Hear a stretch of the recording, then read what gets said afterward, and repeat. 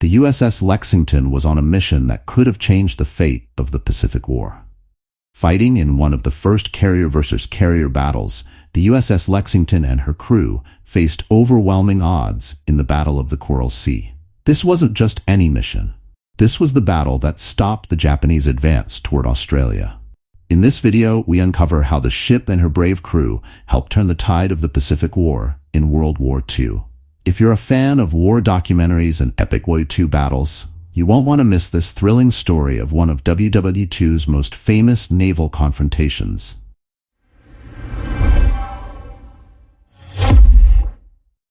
The USS Lexington, CV-2, famously known as Lady Lex, was one of two aircraft carriers built for the U.S. Navy during the 1920s. Initially designed as a battle cruiser, she was transformed into an aircraft carrier after the Washington Naval Treaty in 1922, which halted the construction of new battleships. By 1928, she was commissioned into service and assigned to the Pacific Fleet, where she would remain throughout her career. Along with her sister ship Saratoga, Lexington played a major role in developing carrier warfare tactics, which later proved vital in World War II. These exercises were so effective that they even included simulated attacks on Pearl Harbor, testing the Navy's preparedness. Beyond her combat role, Lexington was also useful in civilian matters, like when she provided emergency electricity to Tacoma, Washington, during a power shortage in late 1929. She also delivered medical supplies and aid to Nicaragua after a major earthquake in 1931. When World War II started with the attack on Pearl Harbor on December 7, 1941, Lexington was ferrying aircraft to Midway. Following the attack, her mission was aborted, and she returned to Pearl Harbor. Shortly after, she was tasked with diverting attention from the forces sent to relieve Wake Island by striking at Japanese bases in the Marshall Islands. But the mission was called off when Wake Island fell. A planned strike in January 1942 was also canceled after a supporting oiler was sunk by a submarine.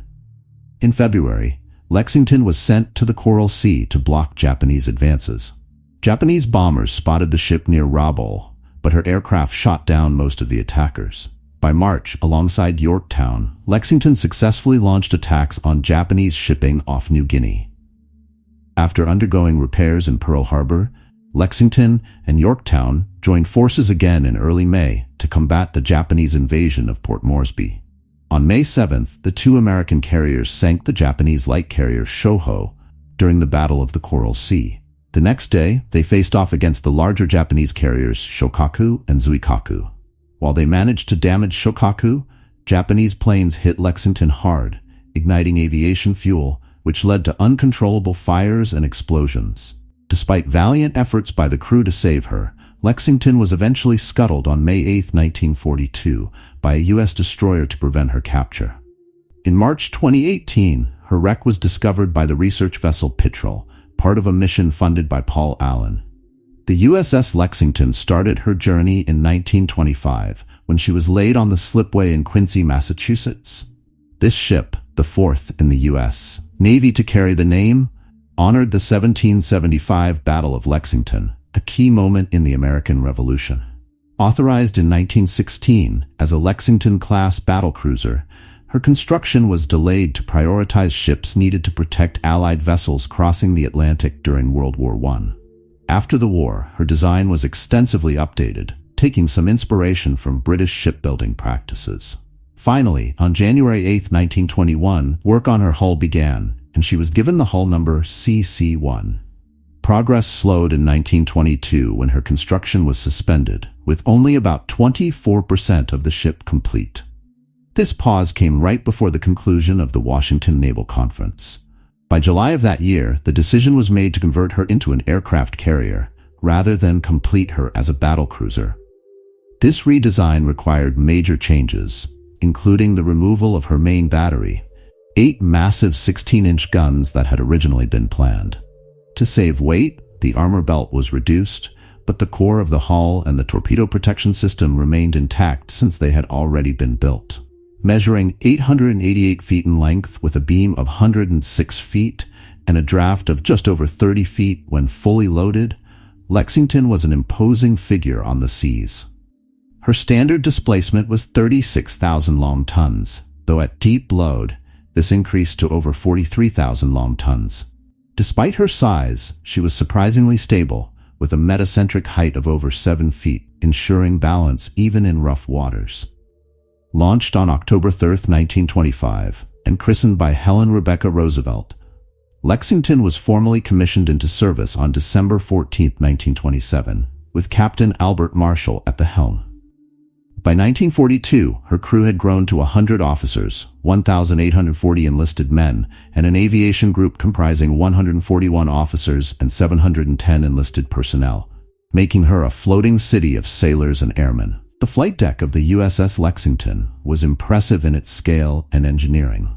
Stretching over 866 feet long and nearly 106 feet wide at its maximum point, it provided ample space for aircraft operations. At the time of her construction, the hangar beneath the flight deck was the largest enclosed area afloat, measuring over 33,000 square feet. This massive hangar was 424 feet long and 68 feet wide, with a minimum height of 21 feet. A fire curtain divided the hangar just ahead of the aft elevator to help contain potential fires. The ship also had repair shops at the rear of the hangar, with a large storage area beneath for disassembled aircraft. Lexington featured 2 hydraulically operated elevators along the center line of the ship to move planes between the hangar and the flight deck.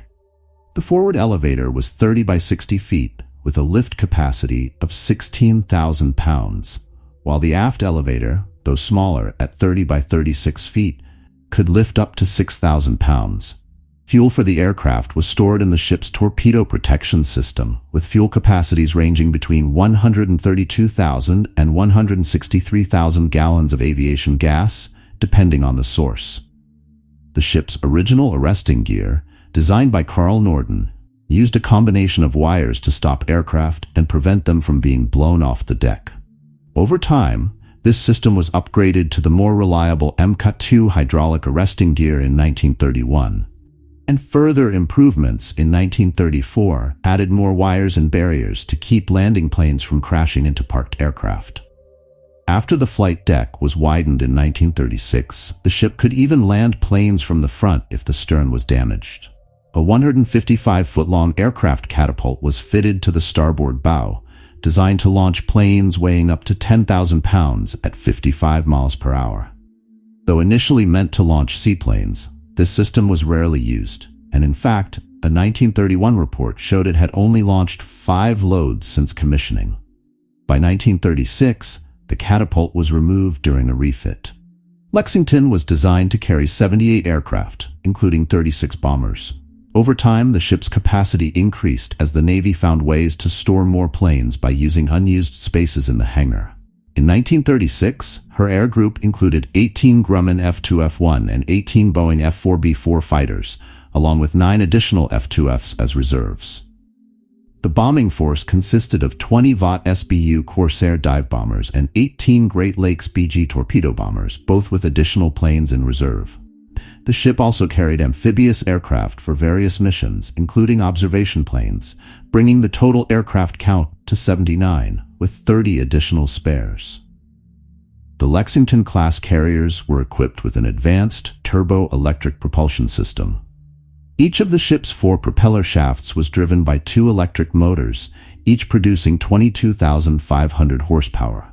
These motors were powered by 4 General Electric turbo generators, which together generated 47,200 horsepower using steam from 16 Yarrow boilers. Additionally, 6 electric generators, each rated at 750 kilowatts, were installed in the upper levels of the main turbine compartments to meet the ship's electrical needs, such as lighting and other essential services. Although the ship was designed to reach a speed of 33.25 knots during sea trials in 1928, Lexington exceeded expectations, hitting an impressive 34.59 knots. Her engines delivered over 202,000 horsepower, making her one of the fastest vessels of her time. The ship could carry a maximum of 6,688 tons of fuel oil, though only 5,400 tons were usable due to the need to keep the rest as ballast to balance the weight of the ship's island and guns. The ship was designed to cover long distances, with an intended range of 10,000 nautical miles at a cruising speed of 10 knots. In practice, she demonstrated nearly that range, reaching 9,910 nautical miles when traveling at just over 10 knots with 4,540 tons of fuel oil. This capability made Lexington well-suited for extended missions across the vast Pacific Ocean, allowing her to operate far from supply bases while maintaining a formidable presence. When the Lexington class was first being designed, there was skepticism about whether aircraft could fully replace traditional ship armaments, especially during poor weather or nighttime operations. As a result, the Lexington was equipped with a heavy battery of 8 8-inch guns, mounted in 4 twin-gun turrets. These turrets were positioned on the starboard side above the flight deck, with 2 in front of the superstructure and 2 behind the funnel. While the guns were technically capable of firing to both sides, firing across the deck likely would have caused damage to the flight deck itself. In addition to the main guns, the ship was armed with 12 5-inch anti-aircraft AA guns, mounted in single mounts. 3 of these were positioned on each side of the bow and stern. Initially, there were no light AA guns, but in 1929, the ship was fitted with 2 sextuple 30 caliber machine guns. These proved ineffective and were replaced in 1931 by 2 50 caliber machine guns, one on each of the upper 8-inch turrets. Over time, more machine guns were added. By 1935, platforms were constructed on each corner of the ship, with 4 50 caliber machine guns mounted on each. Additionally, 6 more machine guns were placed around the funnel area. By 1940, the ship's firepower was further bolstered with 4 3-inch AA guns installed on the corner platforms, replacing 2 of the poured the 50 caliber guns. Another 3-inch gun was added to the roof of the deckhouse between the funnel and the island structure. In early 1942, the 8-inch turrets were removed at Pearl Harbor and replaced with 7 quadruple 1.1-inch gun mounts. The removed turrets were repurposed as coastal defense weapons in Oahu. Around the same time, the Lexington was outfitted with 22 20mm Oerlikon AA guns, with 6 mounted on a new platform at the base of the funnel, 12 along the hull where the ship's boats had been, and 2 more at the stern. By the time the ship was sunk in May 1942, her armament had been significantly upgraded and consisted of 12 single 5-inch guns, 12 quadruple 1.1-inch mounts, 22 Oerlikon guns, and over 24 50 caliber machine guns. The USS Lexington was equipped with an advanced fire control and electronic system for its time. Each of the ship's 8-inch gunnets had a Mech 30 rangefinder located at the rear, which allowed for local targeting. However, the turrets were primarily directed by 2 MEMC 18 fire control directors, with one positioned on the forward spotting top and the other on the aft spotting top. Additionally, a 20-foot rangefinder was installed on the roof of the pilot house to supply range data to these directors, enhancing the accuracy of the main guns. For the ship's 5-inch guns, fire control was managed by MEC 19 directors. Each group of 3 guns was controlled by these directors, with 2 units installed on either side of the spotting tops. This system allowed for effective coordination of the anti-aircraft defenses. In June 1941, during a refit at Pearl Harbor, Lexington received an upgrade with the installation of a RCA-6AM-1 radar. This early radar system was mounted on the forward edge of the funnel, and its control room was located directly below the radar's aerial. The new radar system replaced the ship's secondary conning station, marking a significant leap forward in the ship's ability to detect and respond to approaching threats. This radar would prove invaluable in the evolving tactics of naval warfare in the Pacific theater. The Lexington-class carriers were designed with a robust armor system to protect vital areas of the ship. The waterline belt armor tapered from 7 inches at the top to 5 inches at the bottom and was angled 11 degrees outward. This belt covered 530 feet of the ship's midsection.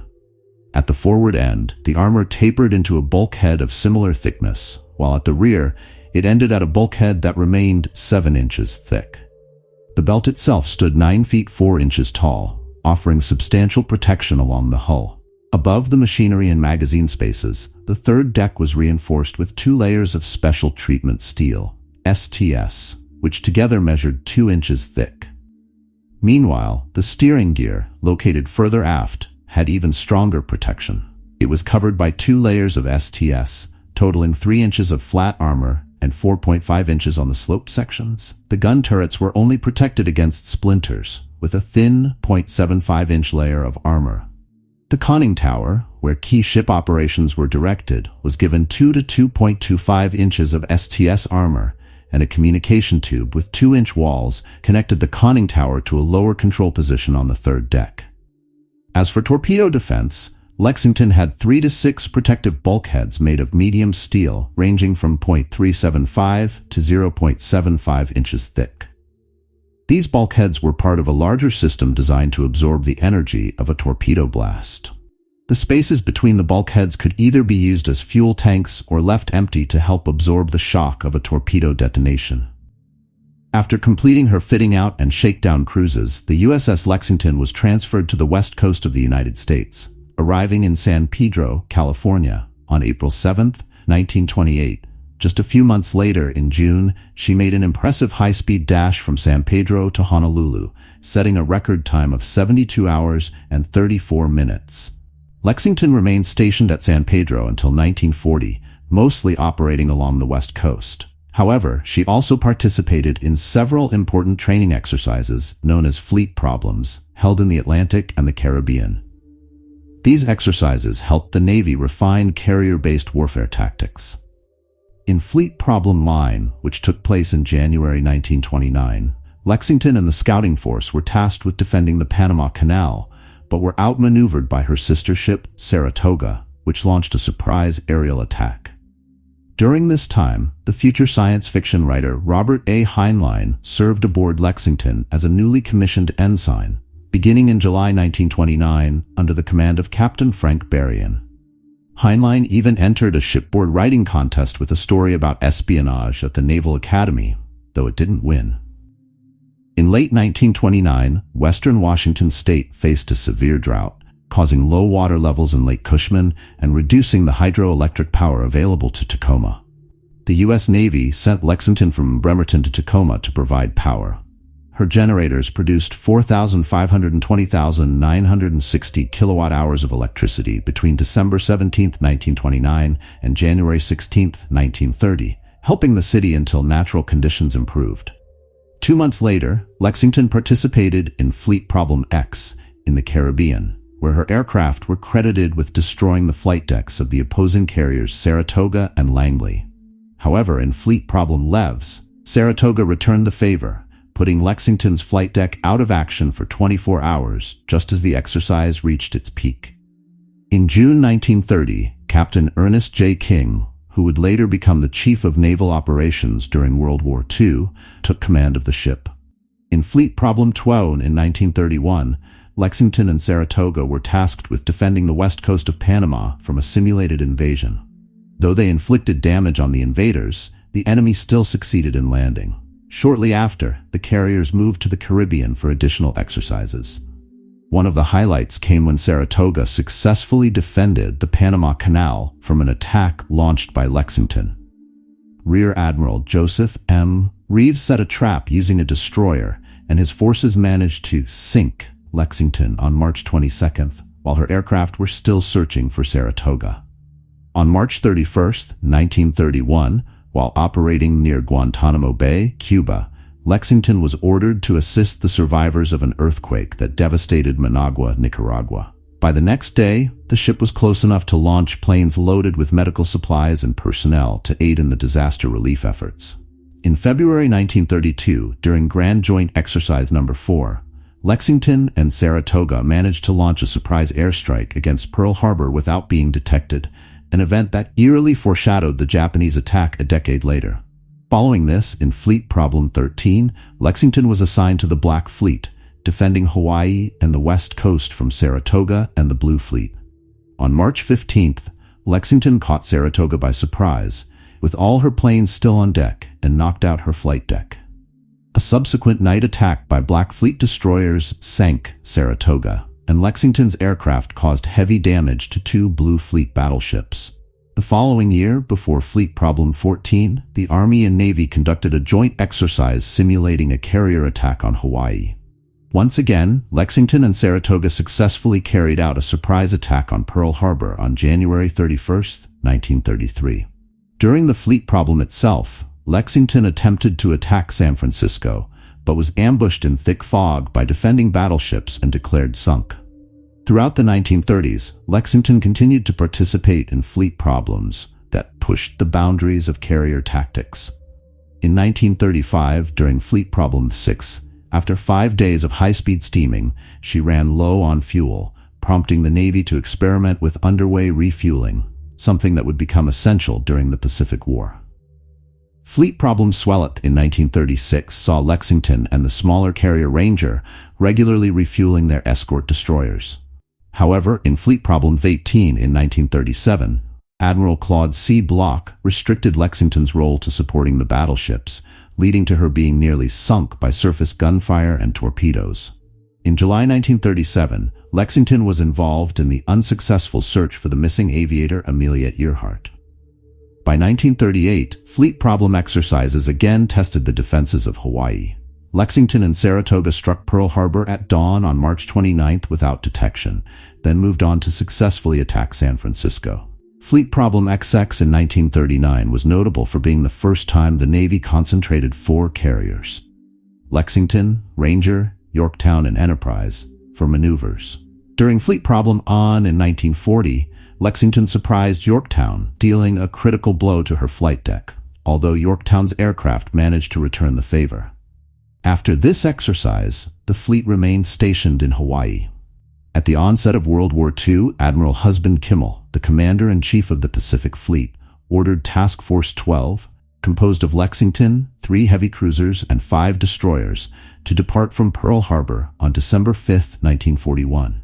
Their mission was to ferry 18 U.S. Marine Corps Vought SB-2U Vindicator dive bombers to reinforce Midway Island.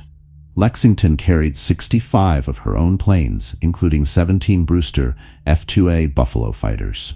On the morning of December 7th, the task force was about 500 miles southeast of Midway when they received word of the Japanese attack on Pearl Harbor. Several hours later, Rear Admiral John H. Newton, commanding the task force, received orders to cancel the ferry mission and instead search for the Japanese fleet, while preparing to meet up with Vice Admiral Wilson Brown's ships west of Niihau Island. To maintain a continuous combat air patrol, Captain Frederick Sherman needed to quickly launch and recover fighters.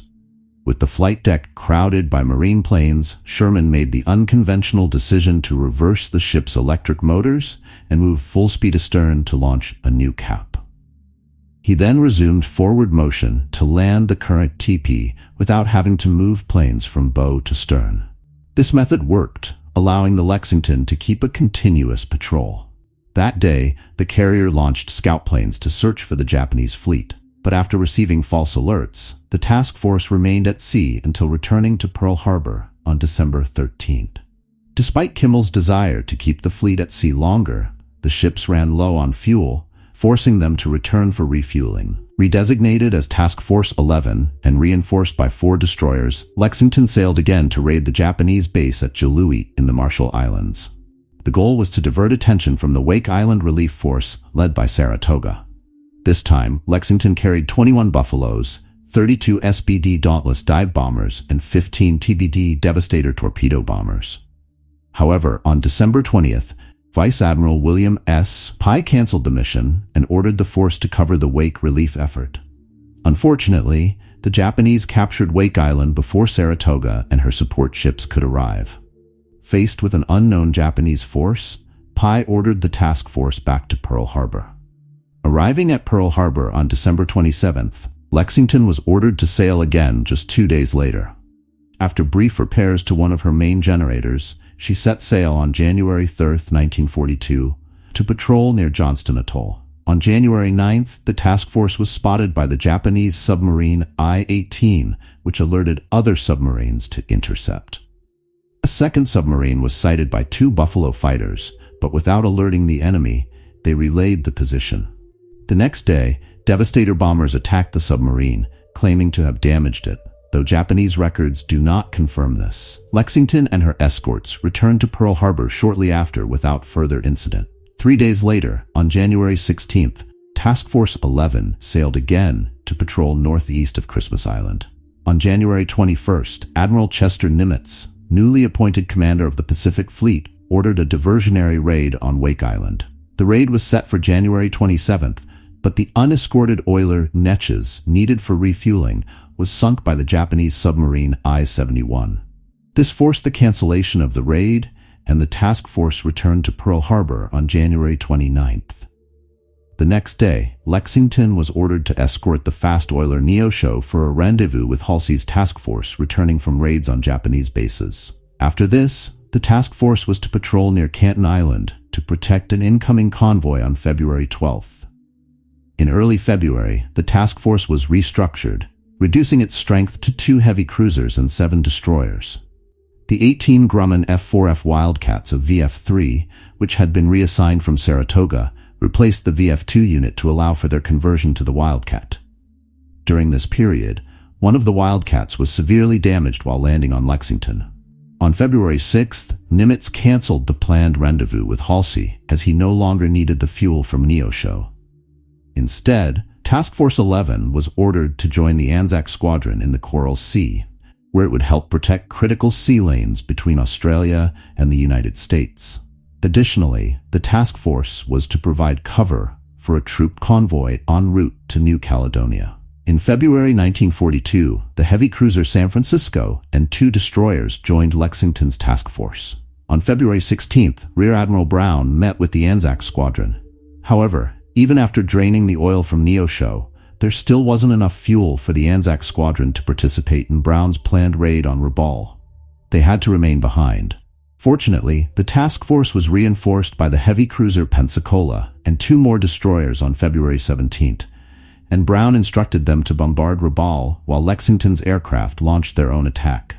As the task force moved closer, about 453 nautical miles from Rabaul, they were spotted by a Japanese Kawanishi H-6K Mavis flying boat on the morning of February 20. Lexington's radar detected the Mavis, and Lieutenant Commander Jimmy Thack, along with his wingman, managed to shoot it down, though the plane had already sent a spot report. Another H-6K was sent to confirm the sighting, but it too was shot down before it could radio its report.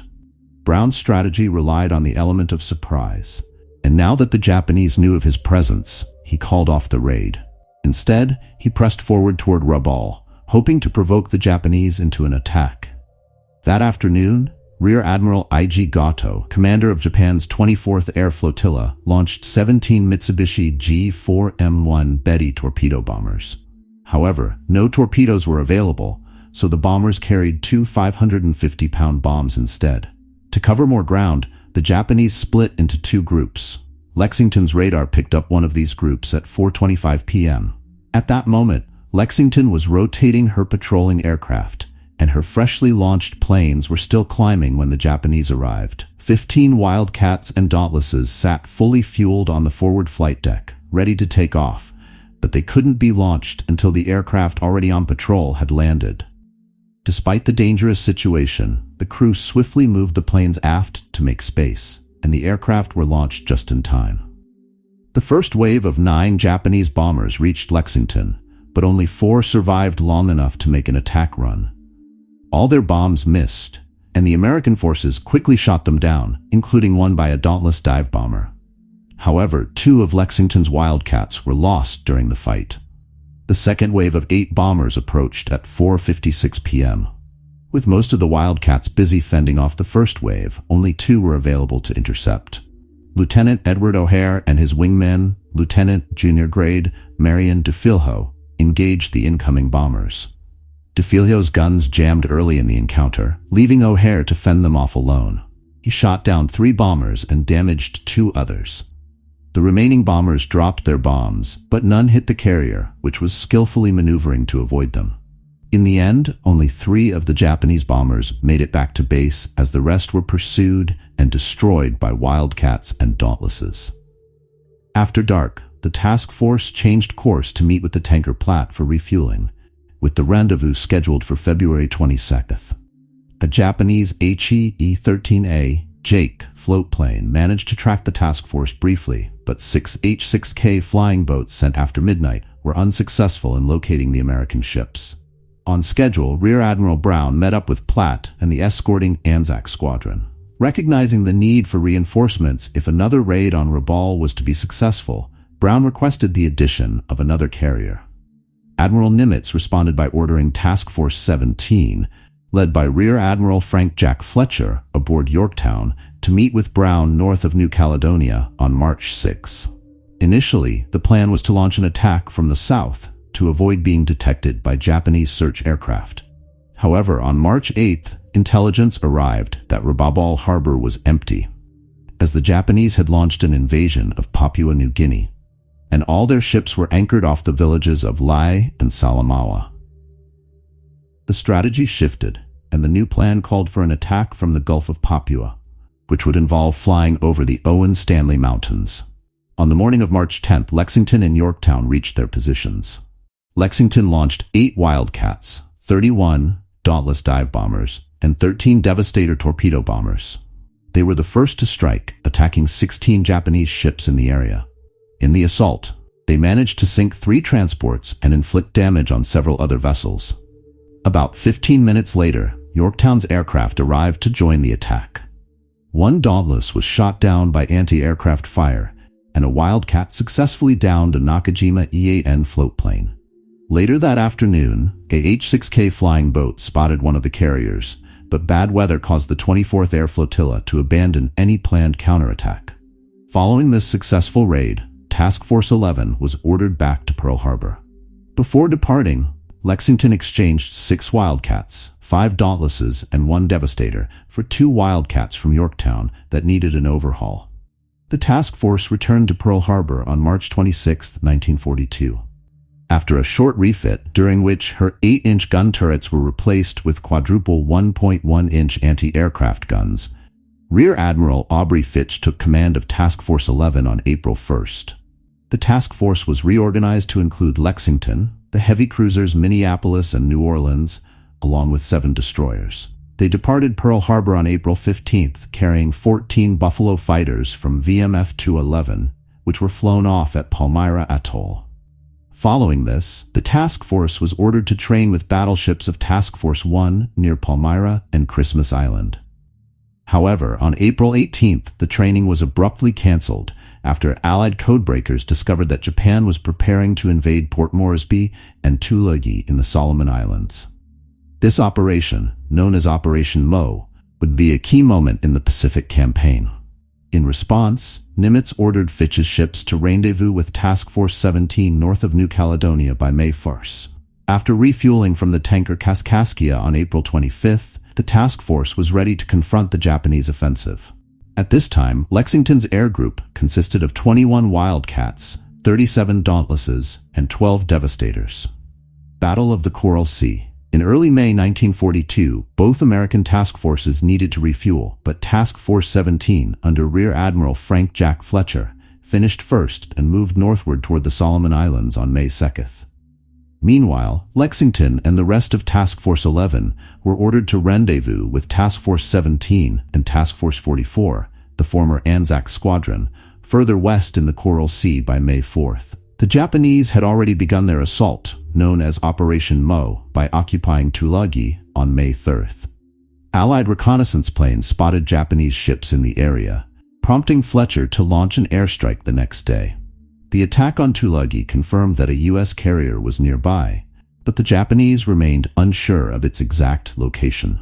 The Japanese, unaware of the U.S. position, launched several reconnaissance missions, but only one aircraft spotted Yorktown. The plane was shot down before it could radio its position. Meanwhile, U.S. Army Air Forces, USAAF, planes located the Japanese carrier Shoho on May 5th, but the American carriers were still refueling and couldn't engage. Later, intelligence suggested that the main Japanese invasion force, including the carriers Shokaku and Zuikaku, was near Bougainville Island and preparing to strike. Fletcher planned to refuel by May 6th and position the fleet near the eastern tip of New Guinea to intercept and attack Japanese forces on May 7th. On the morning of May 6, another Japanese reconnaissance plane shadowed the U.S. fleet until mid-afternoon, but the Japanese were still reluctant to attack due to poor weather conditions. The following day, both fleets believed they had located their opponent and prepared for battle. The Japanese misidentified the oiler Neosho and the destroyer Sims as a carrier and cruiser. As a result, the Japanese carriers Shokaku and Zuikaku launched an airstrike that sank Sims and severely damaged Neosho. Meanwhile, the American carriers, unaware of the Japanese position, had been spotted by other Japanese planes shortly after their strike on Neosho. U.S. reconnaissance reported spotting 2 Japanese heavy cruisers at 7:35 a.m. and then 2 carriers an hour later. Fletcher, thinking these were Shokaku and Zuikaku, ordered an airstrike. Lexington and Yorktown launched a combined total of 53 Dauntless dive bombers and 22 Devastator torpedo bombers, escorted by 18 Wildcats. The initial report turned out to be incorrect, as the planes had only spotted heavy cruisers. Fortunately, USAF planes then located Shoho and the Japanese invasion convoy. The U.S. strike was quickly diverted to this new target. By 10:40 a.m., aircraft from Lexington had spotted Shoho and her escorts. At this point, Shoho's air defense consisted of 2 Mitsubishi A5M Claude fighters and 1 Mitsubishi A6M0. The U.S. dive bombers launched their attack at 11:10 a.m. but failed to land a hit as Shoho skillfully maneuvered to evade the bombs. 1 Dauntless was shot down by a Zero, and several others were damaged. A second wave of U.S. Dauntless dive bombers from Lexington's VB-2 began their attack at 11:18 a.m., scoring 2 direct hits with 1,000-pound bombs. The bombs tore through Shoho's flight deck, igniting the planes in her hangars. Moments later, Lexington's Devastator torpedo bombers added to the assault, hitting Shoho 5 times and knocking out her steering and power. The damage was so severe that her engine and boiler rooms flooded, leaving her dead in the water. Yorktown's planes finished the job, and by 11:31 a.m. Shoho had sunk. Following the attack, Lieutenant Commander Robert E. Dixon famously radioed back to the carriers, "Scratch 1 flat top." Meanwhile, after recovering their planes, Shokaku and Zuikaku prepared for another strike, believing they had found the U.S. carriers. By late afternoon, the 2 Japanese carriers launched a combined force of 12 Ichi D-3A Val dive bombers and 15 Nakajima B-5N Kate torpedo bombers. Mistakenly, they targeted Task Force 44, thinking it was the American carriers, while Lexington and Yorktown were actually much closer. Lexington's radar picked up one of the Japanese strike groups at 5:47 p.m., and fighters were scrambled to intercept. The American Wildcats caught the Japanese bombers by surprise, shooting down 5 bombers but losing one of their own. More Wildcats from the newly launched wave managed to down 2 additional Japanese bombers and badly damaged another. The Japanese, having lost too many planes, aborted the mission. Still unaware of the exact location of the American carriers, the Japanese planes used radio beacons to navigate their return. Unfortunately, the frequency of the U.S. ships was very close to the Japanese signal, and some Japanese planes flew alongside the American ships, mistaking them for their own fleet. The U.S. gunners finally realized they were Japanese and opened fire, though none of the planes were lost in the confusion. One Wildcat fighter lost radio contact with the fleet and was never found. By 8 p.m., 18th of Japanese aircraft successfully returned to their carriers. 8 May. On the morning of May 8, 1942, both American and Japanese forces detected each other around the same time and began launching their aircraft at approximately 9 a.m. The Japanese carriers deployed 18 Zeros, 33 D-3A Val dive bombers, and 18 B-5N Kate torpedo bombers. Yorktown was the first American carrier to launch, with Lexington following 7 minutes later. The U.S. carrier sent up a combined force of 9 Wildcats, 15 Dauntless dive bombers, and 12 Devastators. Yorktown's aircraft managed to disable the flight deck of the Japanese carrier Shokaku with 2 bomb hits, while Lexington's planes added a 3rd bomb hit. Despite these strikes, none of the American torpedo bombers succeeded in landing a hit. The Japanese Combat Air Patrol was effective, shooting down 3 Wildcats and 2 Dauntlesses, losing only 2 of their own Zeros in return. By 11:05 a.m., Japanese aircraft had located the American carriers. The B-5N torpedo bombers attacked first, as the D-3A dive bombers had to circle around to approach upwind. U.S. fighters managed to shoot down 4 torpedo bombers before they could attack, but 10 still made it through. At 11:20, Lexington was struck by 2 torpedoes on her port side. 4 more B-5Ns were shot down after dropping their payloads. Between 11:18 and 11:22, Lexington suffered 5 torpedo hits on her port side. The first hit jammed both elevators in the up position and caused small leaks in the aviation fuel storage tanks. The second hit near the bridge ruptured the primary port water main and led to flooding in 3 boiler rooms, which reduced Lexington's speed to 24.5 knots. The flooding also caused the ship to list 6 to 7 degrees to port. Following the torpedo attack, 19 D-3A dive bombers launched their assault. One was shot down by American fighters before it could release its bomb, and another was downed by anti-aircraft fire from Lexington. Still, 2 bombs struck the ship. The first detonated in a 5-inch gun ammunition locker, killing the entire gun crew and starting multiple fires. The second hit the funnel, but caused minimal structural damage, although fragments killed several crewmen and jammed the ship's siren in the on position. Other bombs exploded close to the ship, and fragments pierced the hull, causing additional flooding. To counter the list, fuel was pumped from the port tanks to the starboard side, and by 11:39, Lexington began recovering damaged aircraft and those low on fuel. The Japanese had managed to shoot down 3 more Wildcats and 5 Dauntlesses during the battle, and another Dauntless crashed while landing. At 12:43, Lexington launched 5 Wildcats to restore the Combat Air Patrol, CAP, and prepared to send up 9 more Dauntlesses. However, at 12:47, a massive explosion rocked the ship, caused by sparks igniting gasoline vapors from damaged fuel tanks. The explosion killed 25 crew members and disabled the main damage control station. Despite this, flight deck operations continued. The fueled Dauntlesses were launched, and 6 Wildcats, running low on fuel, landed. Planes from the morning strike began landing at 1:22 p.m., and by 2:14 p.m., all operational aircraft were safely back aboard.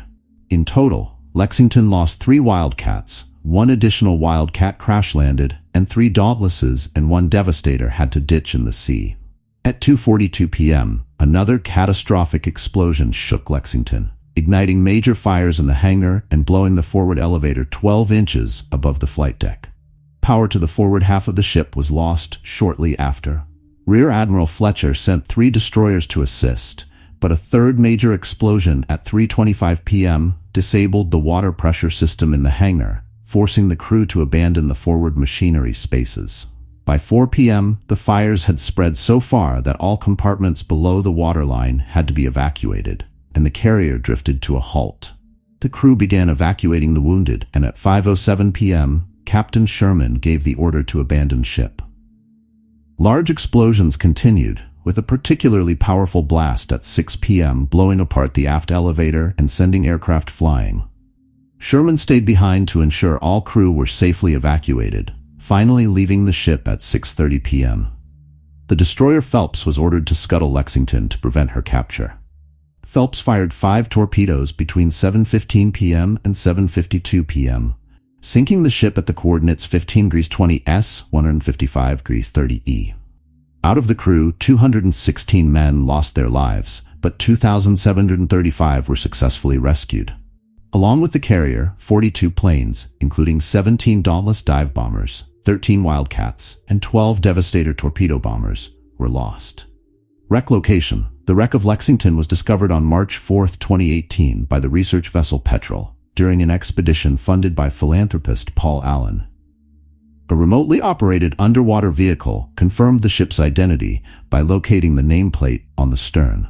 The wreck lies at a depth of about 9,800 feet, roughly 500 miles off the eastern coast of Queensland, Australia.